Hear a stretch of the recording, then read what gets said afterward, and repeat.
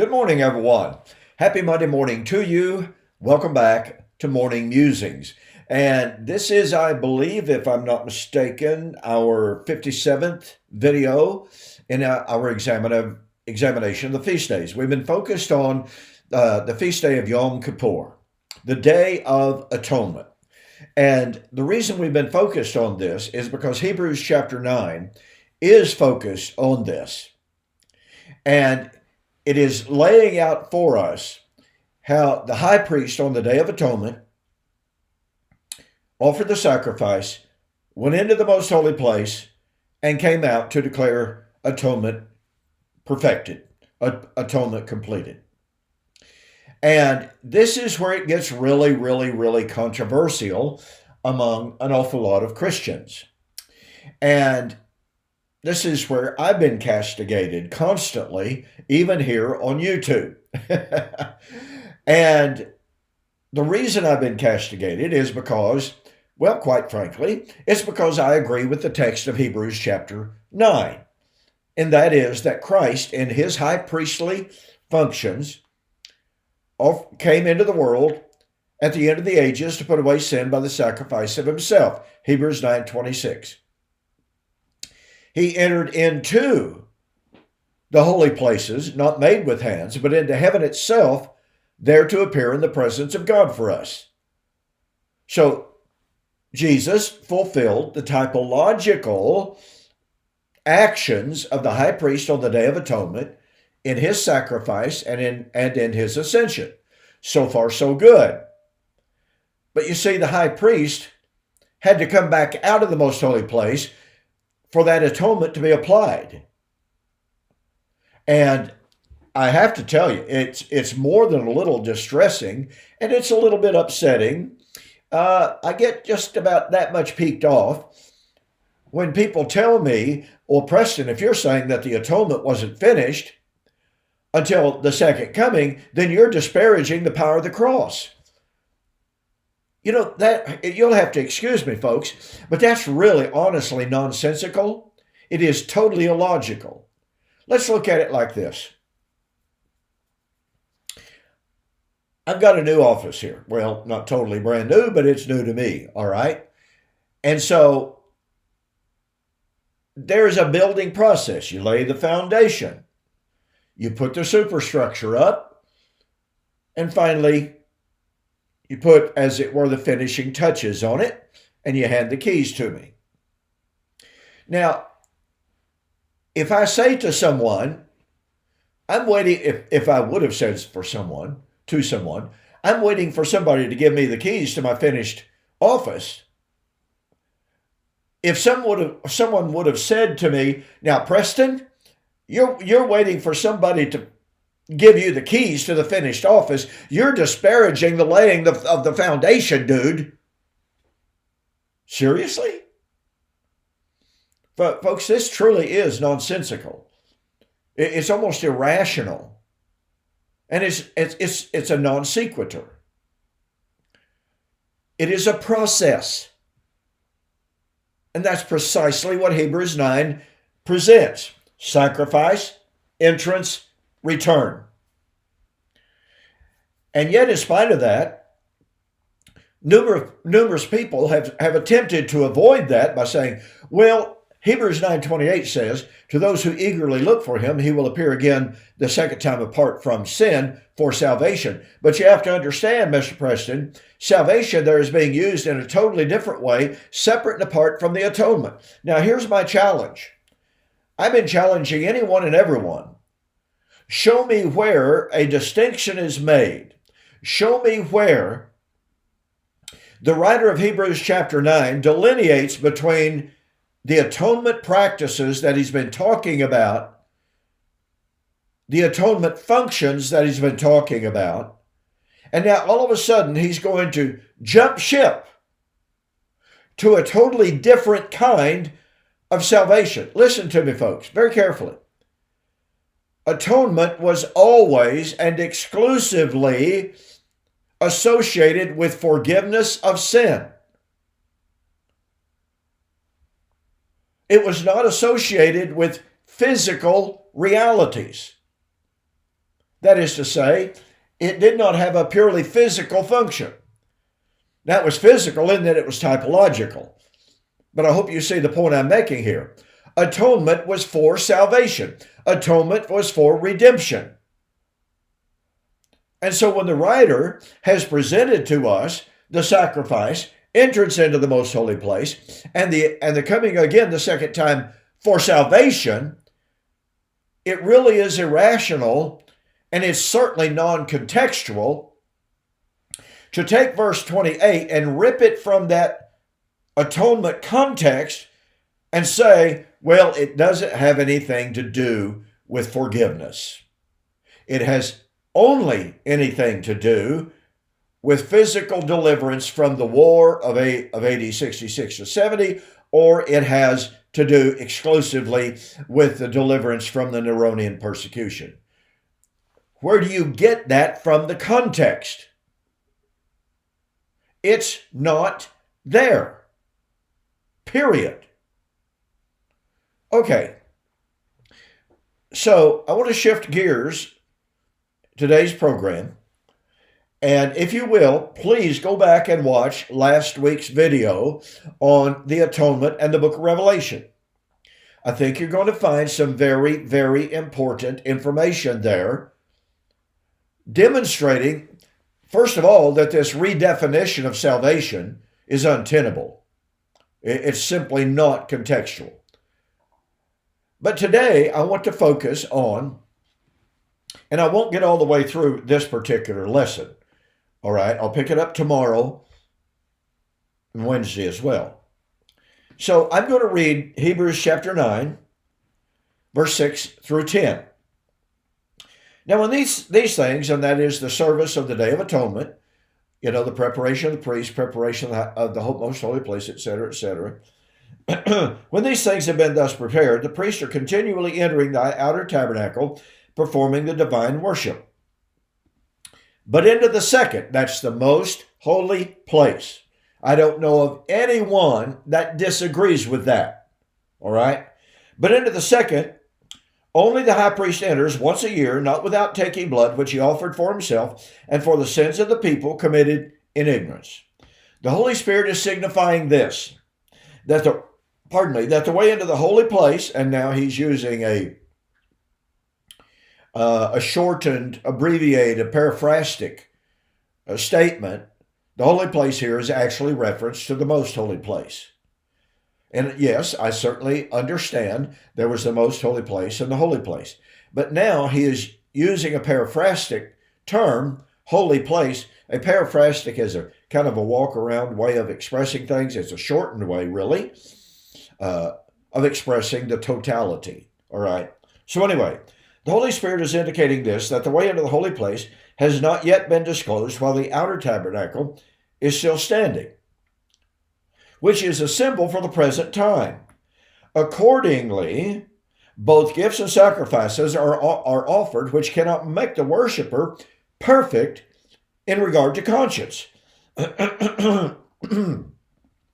Since that's the sacrifices, relate only to food and to drink, and various washings, regulations for the body imposed until a time of reformation. Now, here's what I want us to see today. The sacrifices of the Old Covenant cultus, that's the entire cultus. I mean, you got meats, you got drinks, you got baptisms, baptismoi, plural. It's literally washings here. But those sacrifices could never bring forgiveness of sin. Hebrews chapter 10, verse 1 and 2 is a directly correlative passage. The blood of bulls and goats can never take away sin. Notice what Hebrews chapter 10, I'm just going to read it to you. For the law, since it has only a shadow of the good things to come, and not the very form of the things, can never, by the same sacrifices which they make year by year continually, the worshiper perfect. Otherwise, would they what? The sacrifices. Now remember, included in his terminology here is the Day of Atonement sacrifices. Otherwise, would they not have ceased to be offered? Because the worshiper, having been once cleansed of sin, would no longer have a consciousness of sin. But in those sacrifices, there is a reminder of sin every year, or year by year. But it's not possible that the blood of bulls and goats could take away sin. So back to Hebrews chapter 9. That cultus, including the Day of Atonement, obviously. Oh my goodness gracious, pardon me. That cultus stood only in meats and drinks and divers washings. Boy, pardon me. Those meats and those drinks and those divers washings stood valid, binding, imposed, and would continue to stand valid, standing, the word that is used here for standing in verse 8, the Holy Spirit is signifying this, that the way into the holy place has not been disclosed while the outer tabernacle is still standing. Well, many people take that to mean as long as the physical temple stood, that there was no entrance into the most holy place. Well, it sounds good on some readings, but unfortunately that's not what the text is saying. The word standing here is from the Greek word stazin, and it means to have validity, to have legal standing. In other words, still effective. So as long as the old covenant system, as long as the feast days continued valid, continued to be imposed, more on that momentarily, there was no entrance into the most holy place for mankind. Only the high priest once a year. Okay? Now notice this, which is a symbol for the present time. Accordingly, both gifts and sacrifices are offered which cannot make the worshiper perfect regarding conscience. In other words, those sacrifices could never take away sin. You know, I was in a conversation not long ago, and I've got to hurry on this, but I just have to share this. A couple of different individuals were saying they had forgiveness under the Old Testament. And that forgiveness was objective. It was real. Wow. The writer of Hebrews says, those meats, those drinks, those sacrifices are offered, but they cannot make the worshiper perfect in conscience. Period. End of story. And as Hebrews chapter 10, which I just cited for you a moment ago, it is not possible that the blood of bulls and goats can take away sin. And yet these individuals were saying, oh, they had forgiveness under the Old Testament. Well, not according to Hebrews. Okay, got to hurry here. Basically out of time. Here's what I want to get to. Again, verse 9, which is a symbol for the present time. Accordingly, both gifts and sacrifices are offered. By the way, notice all of the present active indicatives, which cannot make the worshiper perfect in conscience, since they relate only to meats and drink and various washings. Now watch this. Regulations for the body imposed. Now this is the Greek word epikaimai. Epikaimai means exactly what imposed suggests.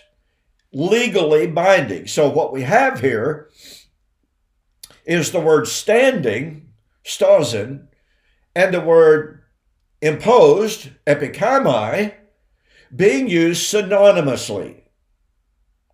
So as long as the holy, most holy place, as long as the old covenant cultus stood imposed, binding,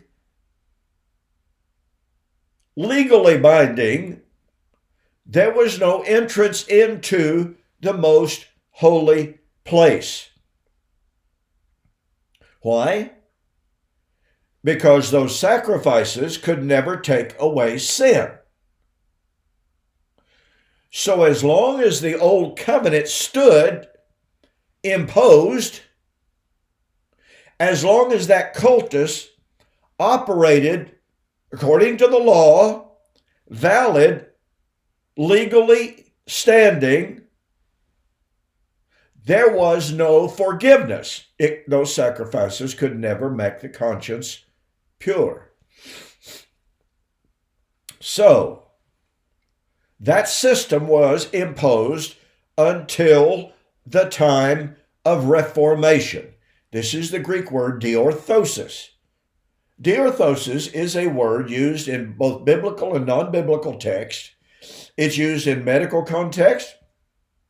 You have a broken bone, okay? So you put them back together. You put them back into the proper position. It's used in legal terms. You have an abuse of justice. So legal reforms are undertaken, and diorthosis is to put the legal system and justice back in practice. If your finances are broken and you recover, then that's diorthosis. Now, here's what this means. The old covenant would stand legally standing, valid, binding, imposed until the time of Reformation. The Reformation is when the situation in which there was no forgiveness would be made right. It would be corrected. So the time of Reformation is when forgiveness would be objectively given. And when forgiveness would become an objective reality, the conscience of worshipers purged from dead works, man, because he had no sin, could enter the most holy place. As long as the old covenant stood, unable to forgive sin, man could not enter the most holy place. It's that simple, ladies and gentlemen. That's what Hebrews 9 is telling us. But that system, which did not enable man and prevented man from entering into the most holy place, would only stand until, imposed until, the time of Reformation, when that inability to enter the most holy place would be made right. Thus, at the end of the old covenant age, at the end of the old covenant, which could never take away sin, at the end of the old covenant, man could enter the most holy place because the Reformation has taken place. And the Reformation means man is now forgiven through the sacrifice of Christ. Now, many people may be saying, well, you're exactly right, Don. I agree 100% with that. Oh, but wait a minute. If you're a futurist, you don't agree with that. And if you believe that Revelation is not yet fulfilled, you don't agree with that. What do I mean? Well, you have to wait till the flip side. So I'll see you there.